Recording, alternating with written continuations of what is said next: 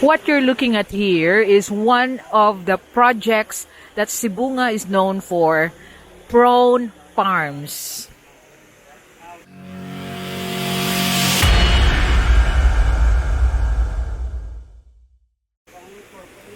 So this one here is not a high salinity kind of prawns. They actually getting their water from deep wells. But they are one of the big ones here. There are 2 or 3 more that we passed, but this is the one that we have allowed to video.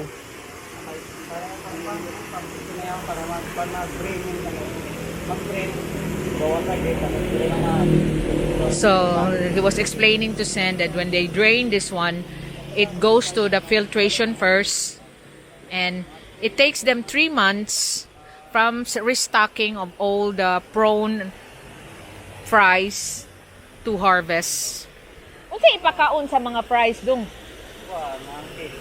Namas lipids. Kapila sa usa ka adlaw? Depende sa mga pag-i sa mga 4 times. 4 times a day.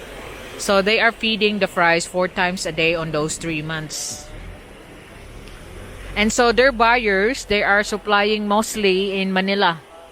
They have several big companies getting the prawns from here. So like I said, this is just one of those big ones.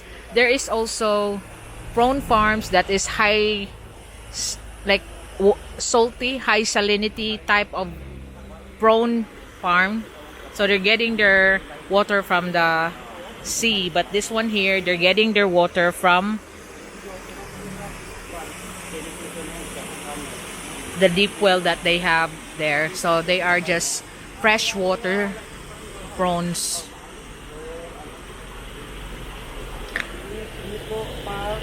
Ang galing gasto ang magtaot sa liner, so million per hectare. Uy, so you have to expect, the caretaker here said, the expenses for all the liners is pila ni kadako dong. So this farm here is, you're looking at about 3 hectares, and they still have someone down there. So they have spent just on the liners that they have import from Japan is $1 million per hectare for the liners alone.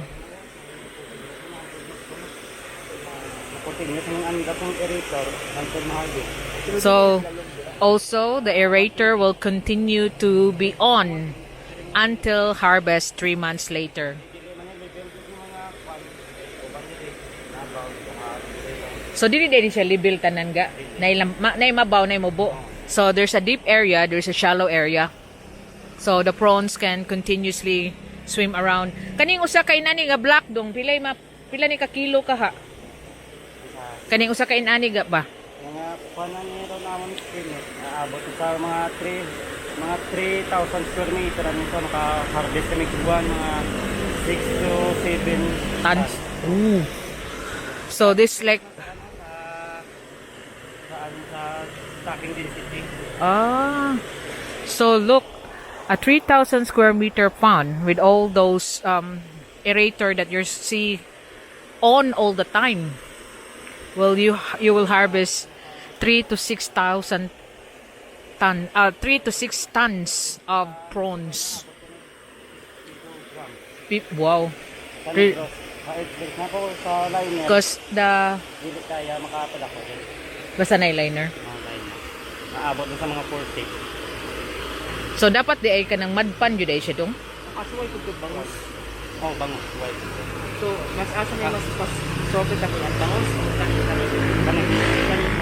So they tried having bangus here before, and they find that the prawns are more profitable. They are also less, like, don't have diseases, you know, and because bangus entails a lot of capital, and then the prawns you can just buy it or in the local provinces.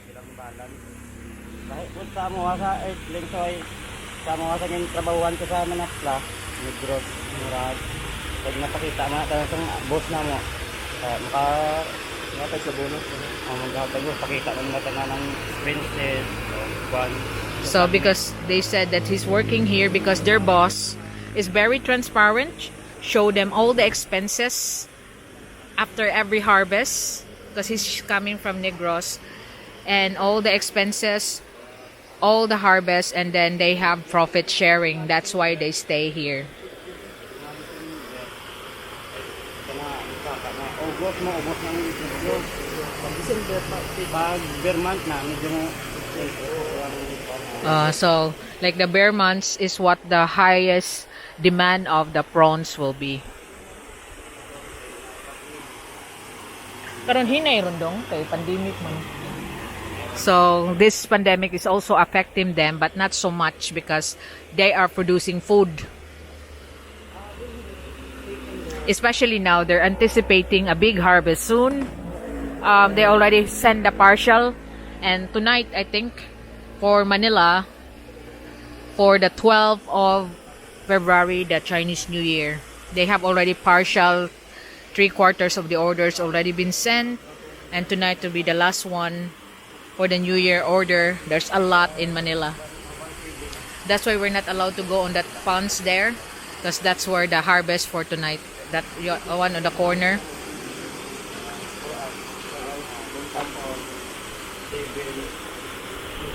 Sayo kini sa pakanon ga? depende ko siya. Kay naayuban niya, ispan niya, 8 matubog doon sa Hantod. Antod, 1, kanang experience na ay ko sa mga 8 to 12. 8 to 12. Oo. So kana maniudto na sad sila. Nya dayon sunod 8 a.m. to 12 a.m. Bali, di mo sa 5 ka. ara. So every 4 hours you need to feed that's what they're feeding on the shrimps. So 8 to 12, 8 a.m., then 12 o'clock, then 4 o'clock, then 8 a.m. Then they have a rest at night.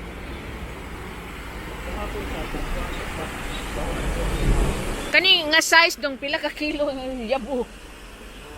Karon, maabot sa 50 per feeding. 50 kilos for feeding on this one. Wow. So, but during the harvest, like this one, they're expecting 3 to 6 tons on this one, this square alone. So that's why they're feeding it 4 times to make them grow bigger, because the prices differs on the sizes of the prawn. So there's segregation, and also the little ones that's on that batch will go to the local market orders. Like in the Sibonga market, you know.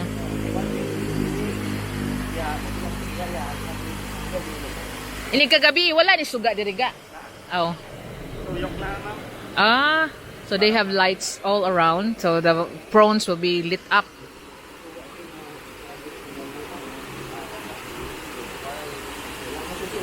So this is one of the interesting things that you see in Sibonga. I think you will also see this in Argao, of course, because the coastal municipality, but it starts here in Sibonga. They are known for that here.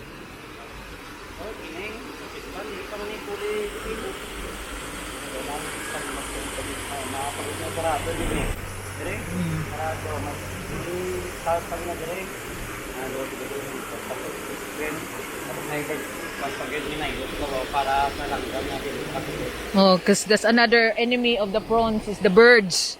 Because he said he's working with someone that's, it's really, everything's close in, because that's another thing that you have to consider. The birds go in and pick up you can see even on the electric poles there are birds. So they are one of the enemies of the prawns.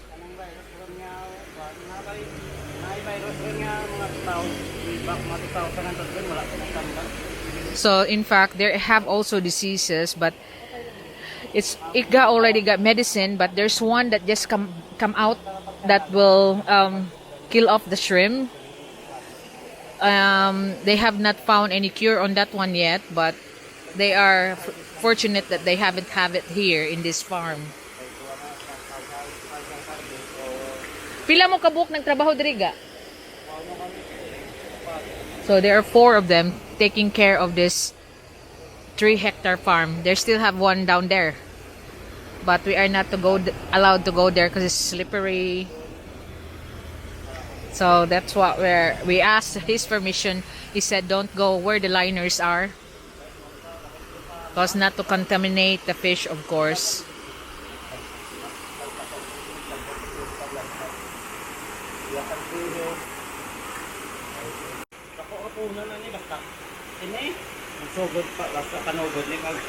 We were asking him because he's been working with this kind of business for a long time, crabbing, shrimp, fish, bangos, tilapia, and plapla, whatever they are.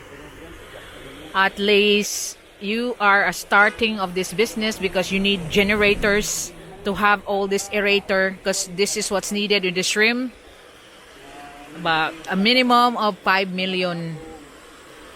And the liners are not ordinary one. They import this from Japan. So although the shrimp are easily grow bigger on mud ponds, but it can easily just grow big let on the mud ponds. But this one, it's faster. 3 months they can harvest. With the mud ponds, it takes a long time for them to grow big. But this one, you are controlling them by feeding them 4 times a day, and this aerators to make waves underneath, because that's what the shrimps are good at. They like the force of the waves that they have to fight on. Otherwise, they'll be so lenient. So that's what it's needed. So there's brownout on the area. You need to have generator backup. So these aerators are functioning. So like a beginners, like just 1 hectare of prawn farms, fish farms, crab farms, he said you need 5 million as a starter, because the feeds itself are specialized.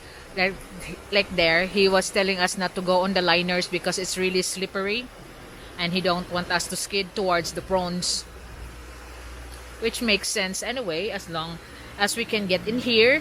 And he said that a lot of fisheries like this farm, crabbing farm, prawn farms, are not allowing people in because they have enclosed the whole area to avoid the birds. But in here, it's open. Now look and see the birds on the electric pole.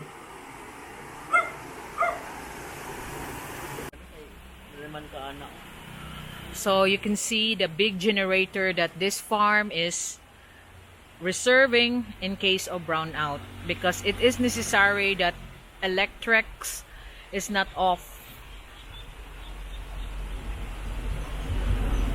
But he said fish, crabbing, and prawning, he believes, and because due to experience, he believes prawning has the best profitability.